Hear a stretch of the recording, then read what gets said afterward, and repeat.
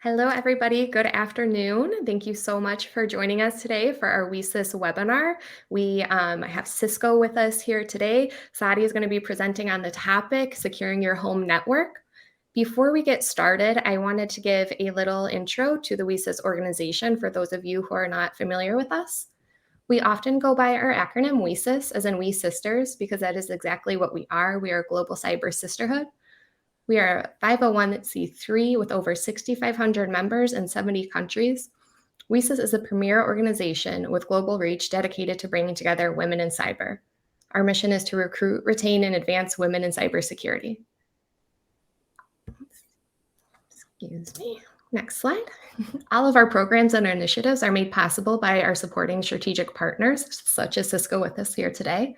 We have our professional affiliates, student chapters, volunteer committees, mentor-mentee program, Job Board Plus Plus, member forum, and so much more. You can view all of our training programs and initiatives on our website at WiCyS.org to learn more about ways to get involved within the WiCyS community. And I wanted to just do a special thanks to all of our WiCyS strategic partners. We owe all of our wonderful initiatives to our partners.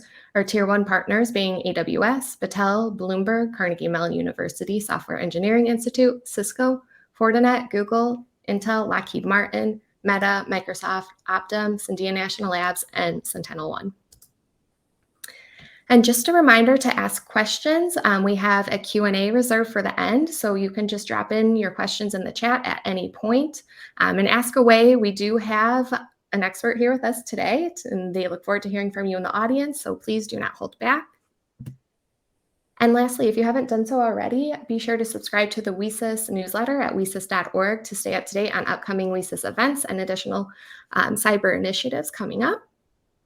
And with that, I'm going to turn it over for Satya to introduce herself and get us started with today's webinar. Thank you, Morgan. Hi, everyone. My name is Satyapriya Sharma. I'm working with Cisco Systems. I am the lead software engineer manager for the web security escalations. I've been in this role for a couple of years now, but I'm in security space for almost 9 years.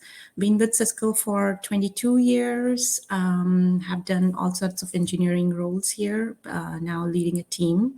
And I'm very, very passionate about cybersecurity, especially since COVID started. And I do a lot of talks with elementary, middle school, and high school kids on how to keep themselves secure online, as well as, to the parents as well, how to make sure the kids are secure online as well. And now securing the home network is another passion of mine. So when Cisco and WiCyS came and asked me to present, so I took the opportunity. So I'm looking forward to presenting my talk and connecting with you guys. Let me just share my screen so I can then I can start presenting. Okay.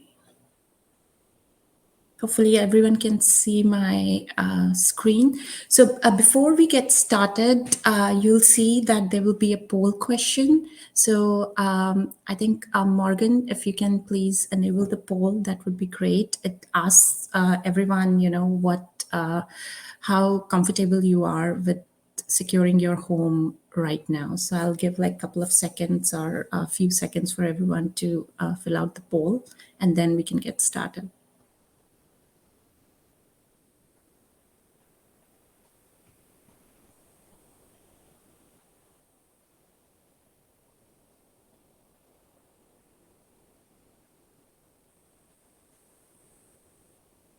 Okay, so moving on, the agenda for today is, we'll talk about what the home network security is and why do we need it. We'll understand how our home network is set up currently, and then we'll go into the details of, how to do the router security, the Wi-Fi security, and then how to protect our connected devices in the home. And then there will be some time for Q&A as well. So one thing to note is that all the information that I've shared in the slide deck is based on my experience with my home security And after talking to a few of the industry experts, how they manage their home security, a lot of online research, and just talking to friends and all, of what the pain points are and how they are tackling that. And I'm by no means a home security expert. I'm constantly learning as well, because we all know that the security landscape, it changes so much, right, on regular basis. But because I'm so passionate about cybersecurity and helping where I can, whether it's technical or in a non-technical aspect, so that's why I'm presenting this. I have listed a few sources here that I've used for my research. And on one of the website, which is marked as a star here, there was something that was said, and I just copied it as is. And this is the only one thing that I'm going to read off the slide as is. So it says that nothing can guarantee absolute security from hacking attempts, but the tips that are listed here, it will just make it harder for anyone to compromise your network and data, right? So some of the tips may be more effective than the others, keeping hackers at bay. But all of them are useful in their own way. And as I go through the presentation, you'll see there are some tips for the beginners. There's some tips for people who are much more advanced in home security. And, depending on what you want, you can just meet in the middle or pick and choose either one of the practices. So what is the home network security, and why do we need it? So home network security is nothing but, protecting ourselves and the network that connects all of the devices, whether it's our router, the smart devices we have nowadays, the computer, everything in the home, and keeping us secure. And it doesn't matter how small or big the home network is. You could just have your personal computer and work computer and a smart TV. That still needs to be protected. And you can have like a very complex setup where you have different network setup, one maybe for IoT devices, one maybe for guest network, one maybe just for work, one maybe just for personal stuff. That's prone to cyber attack as well, because there are so many endpoints, and there is so much of the landscape that can be affected by somebody who wants to attack you. Now, there was this interesting details that came out. It says that on an average, any US household has more than 10 devices connected to its home Wi-Fi. So, and we all know we have laptops, the work ones, then we have the smart watches, we have streaming devices. I mean, the washer and dryer I have, it has Wi-Fi connectivity, and I have an app. It will tell me when the load of laundry is done, is washed or dried, and things like that. So, so with so much data stored on those devices, especially sometimes I've seen some people store credit card numbers, their bank login, some of the login credentials. So we need to make sure that all of the personal and the private information is not compromised, and we are, keeping it safe. And to just secure the home network, it will just help us reduce the risk of getting hacked, and not, having somebody and just to keep away unwanted, unauthorized users and devices, which would just try to log into our setup. So how does it all start? Step one for me, especially if somebody is a beginner, is to understand, our home network. So what does that entail? It means that what is the make and model of the router or the modem that our ISP has provided, which is coming into the house and providing all the internet to the house. And that sometimes is important, because once you know the make, model, and the manufacturing detail, not the manufacturer details, of the router. If there is a vulnerability or an exposure that has come out in the media for that particular device, you would know that you need to now go and fix it. Usually, ISPs are pretty good. They push the updates or send you an email to update your firmware. And just do a patch onto vulnerabilities and security holes. But it's good to have that detail in case you want to be proactive and looking at it further in the news. And then what's the IP address and the login credentials? So those we'll see in the subsequent slides why they are important as well.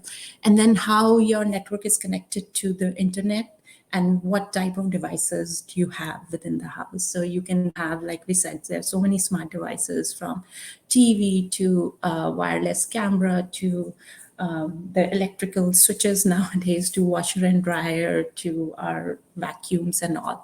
So we need to make sure if there is a list of things that are connected, you will make sure that all of those devices are updated and always, being secure. So we'll jump right into the Wi-Fi router security. And some of these things are for beginners again. I know there may be some of the audience here which are looking for the advanced security settings, but I'll just go through the very basic of it as well. So devices right off the box with default passwords are never secure enough. I think we all know that. So just please make sure that your default admin passwords and login. Admin passwords are changed. Usually, the routers will have admin as the credentials, or sometimes they would have admin password. Just make sure you log into your router, you have the IP address, and change the password as well.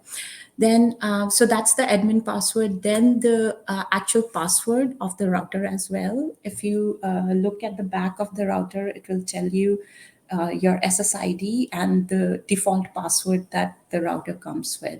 So that default password is pretty good. I mean, it is the minimum number of characters that is required by the ISP. It has uppercase, lowercase, alphanumeric characters, and all that good thing. But then it's still right there out in the open, and anyone can, copy it and access it. So always make sure that is changed. And please make sure that the default name, the SSID, is changed as well. So instead of and no personal identifiers are given. So like my personal router, it won't have Sharma's network or Satya's network, right? It will have some obscure name that if somebody's my neighbors or somebody is walking down the road, they wouldn't know that it's mine. Then change the password regularly. I know it's a pain because you have to change password once and then you have to update all the devices, and it takes a lot of time. And doing it again and again is is a pain as well. But this is something that will help you in the long run. And so what I do in our household is that all the iOS devices that we have, whenever a new device comes in, especially an iOS, and they try to log into the internet or the Wi-Fi, there is you can enable password sharing at that time, right? So I have disabled that. I do not want anybody coming to my house to be able to share my password without my knowing it. So I have disabled it on iOS devices, especially for the guest network that we have. Then, hide your network. Don't broadcast your SSID. So what I do is, instead of saying, for example, my network's name is XYZ network, I don't broadcast it at all. I have it as hidden. So you can go in the admin console and say, don't broadcast my SSID. So whenever somebody is trying to log in or somebody is looking for what wireless networks are around their laptop or their devices, they'll see your network as a hidden network. So that has pros and cons. Pros is that nobody will be able to tell that this is your Wi-Fi network that they want to hack. The con is that whenever you add a new device to your Wi-Fi, you'll have to go again in the admin console, say broadcast my SSID, so your device can be added to the network, and you have to disable it again. So depending on how you want it to be done, this is you can hide your network, and then keep your guest separate. So we have created a guest network with their own guest login credentials. So whenever a guest comes in and out, I know that it's not one of our family devices that's logged into the network. And then update, keep the firmware or operating system up to date for the Wi-Fi router as well as for all the connected devices, no matter how trivial you may think that smart devices. So just a few more things. Then the level of security and security encryption, so which is the strength of the Wi-Fi. Just strengthen the Wi-Fi protection access. So nowadays we have Wi-Fi protected access, which is WPA 2 and 3, which is the version of it. Those are the two of the latest one, and they have higher security than the wired equivalent privacy, which is WEP. I don't think so. Some of the routers have that option, but just make sure you're using the latest level of security and encryption that is given on your router. Okay. Then there is something called Universal Plug and Play. It's UPnP. It's a switch at the back of the router. And this particular universal plug and play, it just helps devices in your home discover the network and then communicate with the manufacturer for firmware updates, supplies. And UPnP was one of the key elements when Internet of Things came into existence. So this makes household appliances smart, but the small gadgets like your printer or maybe my washer and dryer access internet. So although this creation of self-tuning devices is very attractive, but there is an absence of password protection for that. So this makes, if you have the UPnP enabled, it makes those particular end devices more vulnerable to hacking. So I would say just disable this. I have this disabled in my house. You have to, there's a switch in the back. You just switch it off. But just to just so everybody knows that UPnP has enabled hackers to infect household devices and include them in botnets. So if you don't want an army of botnets attacking you, this is something that you can, switch off. Again, this has pros and cons. I think the pros are more than the cons. If you want just to do initial device setup, have it on, but then once your device is added to your network, just switch it off, right? Then turn off the remote management. The console of the router should only be accessible to devices connected to the network, not beyond it. So, however, a standard router setting enables remote access. So if you have the remote management on, you can access the console over the internet from any other location. But the thing is, if you can, then somebody else as well. So this is something all the experts, they suggest that you turn it off, right? Then there is something called Wi-Fi protected setup in our routers as well, which offers an easy way for new devices to recognize the network and connect to the to the router. So if your router has WPS button on the back, it will, and if you push it, once, it's going to send out a signal that adds the devices to the network and pass on the login credentials and so it's something similar to UPnP, but a little different that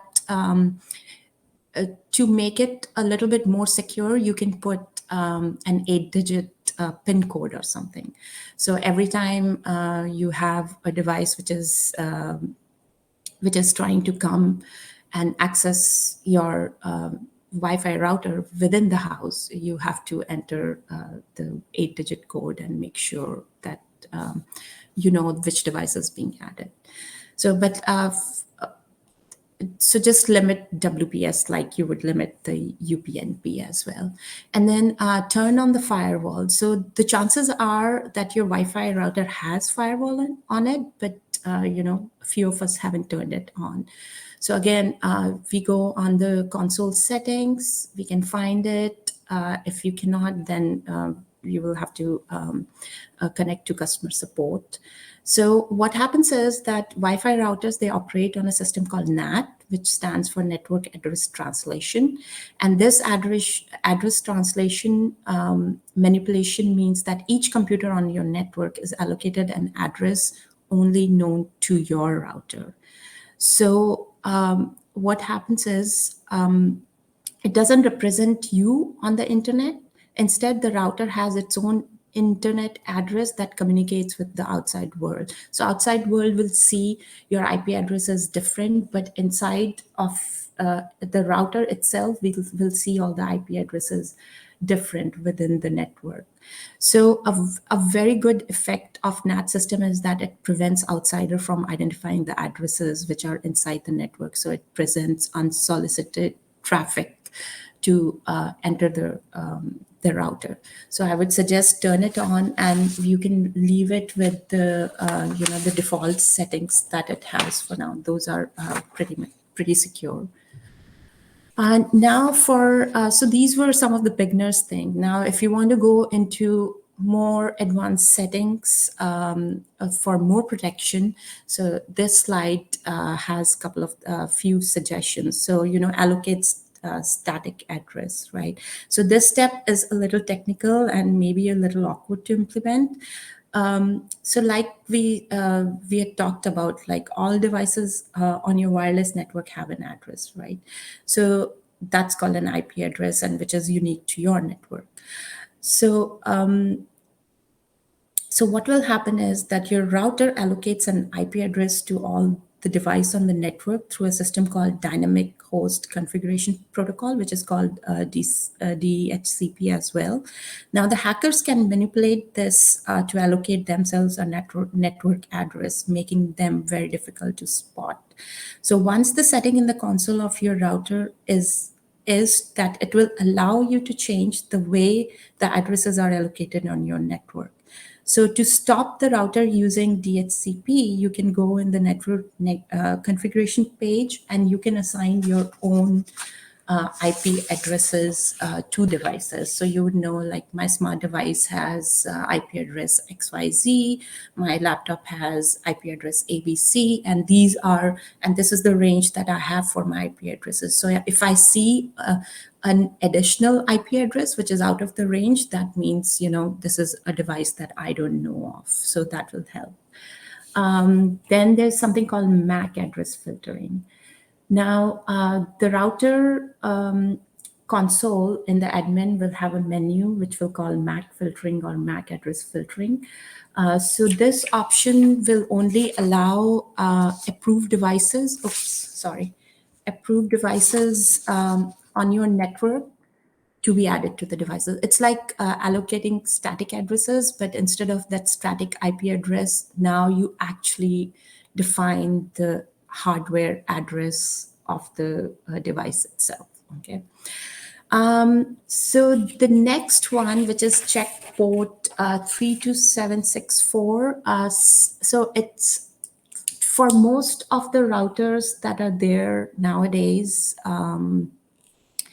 This is already taken care of, but if you have a router which may be older than 2001, then this port, I think by default it was open, and which is considered as a security vulnerability for this. So now, so the manufacturer itself had provided the hardware to companies like Cisco, Netgear, etc. So just be mindful. I mean, just check for now. I know all the latest routers do have this closed; they don't have this port open anymore. But I would still go and check it if you have an older router. Okay.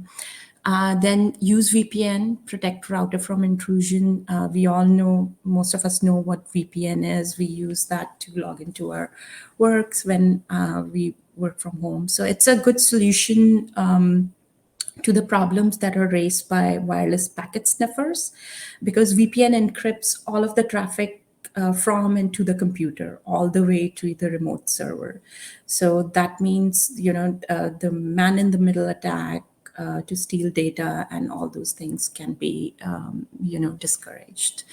Also, I've seen when I was doing a research that some people use antenna blockers on their routers to, send the signal in a certain way, or just to have signal or have the wireless signal have a limited footprint.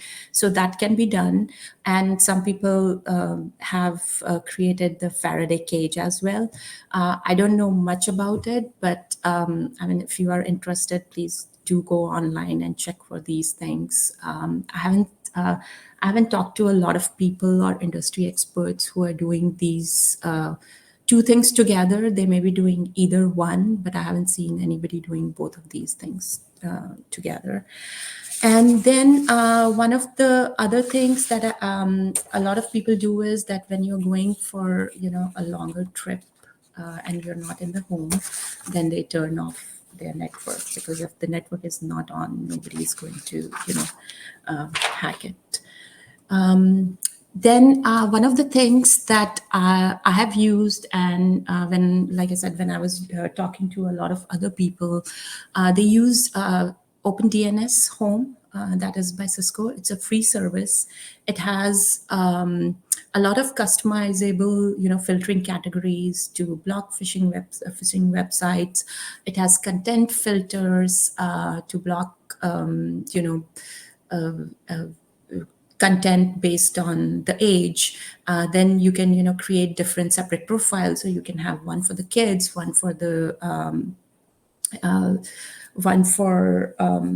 one for the kids, one for the guest, one for you, one for, if you need to put your all the IoT devices separate. So it has a lot of profile setting that, kids, depending on the age that they can only view certain things which are age appropriate for them, and can block a lot of website which are some keywords from, like, if you're bullying, and other content filters as well.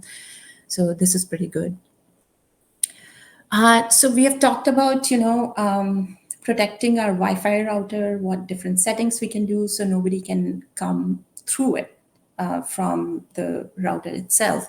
But now, like we had talked about, a lot of households have more than 10 smart devices connected to their Wi-Fi. So that means the whole area, or the exposed surface for somebody to hack in through the endpoint has increased, right? So how do we protect those?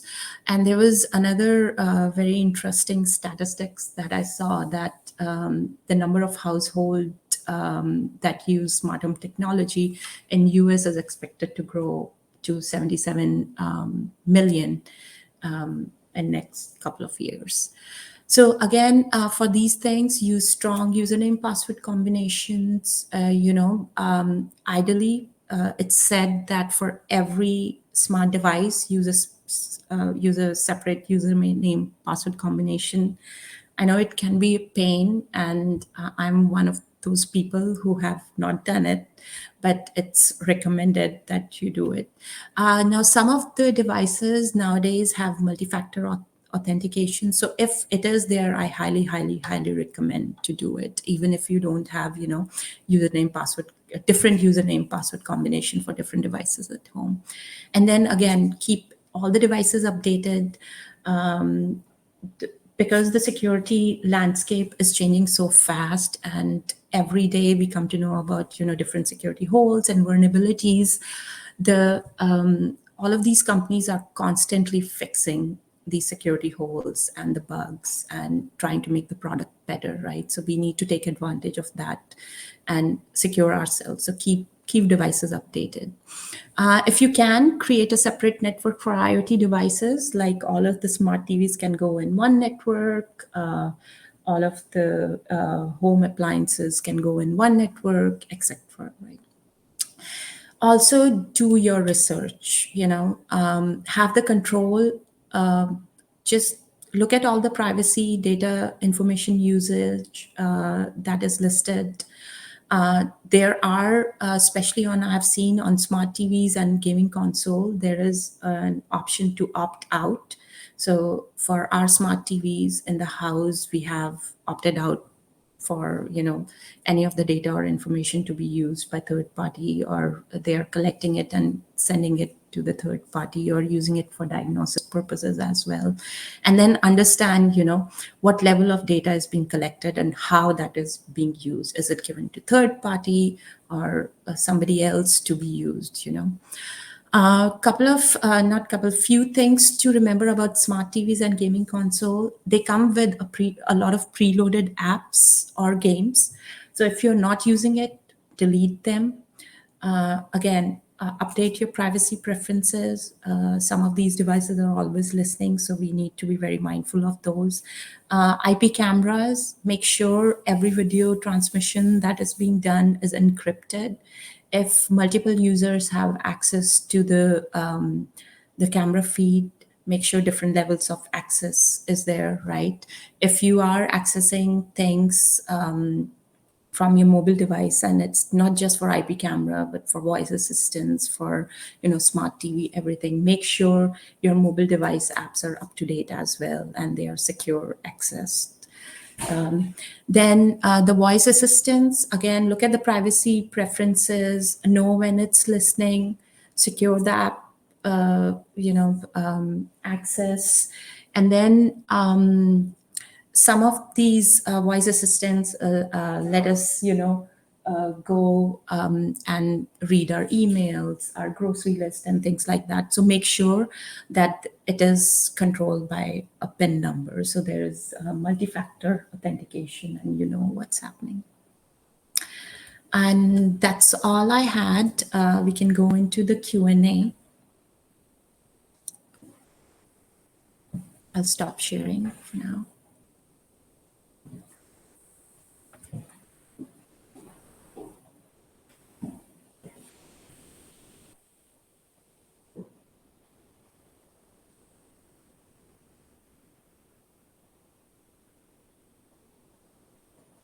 So I see somebody saying, can the slide deck yes, it will be shared. And yes, the WPS can be switched on and off. Yes, UPnP setting is done from the admin login console. The WPS is through the button. So I apologize. I think I may have mixed both of them together at one point when I was talking.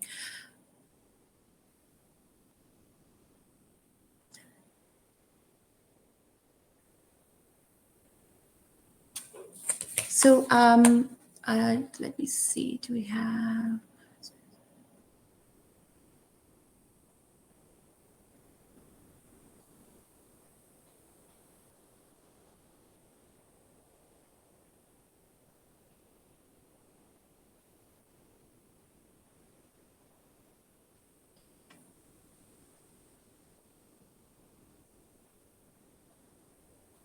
So, guys, for some reason, I cannot see all the questions.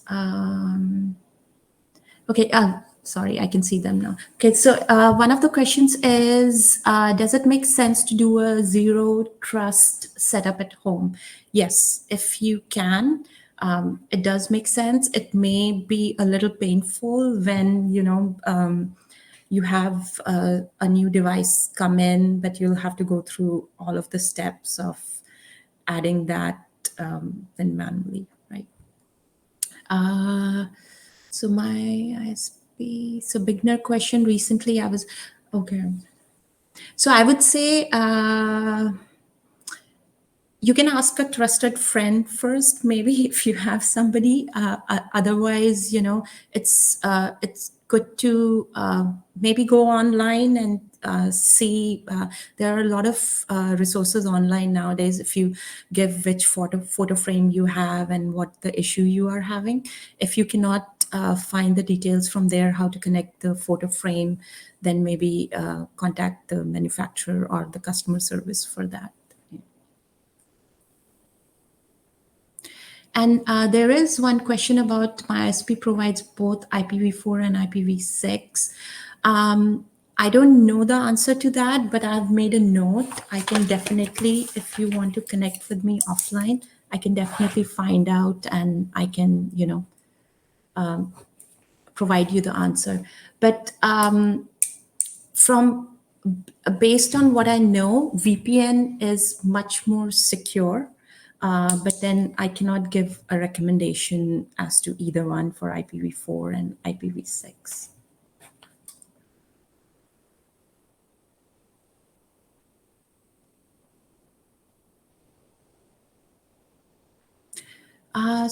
So I don't see any more questions. Morgan, do you, before we go to the next step, would you mind sharing the second poll with the group?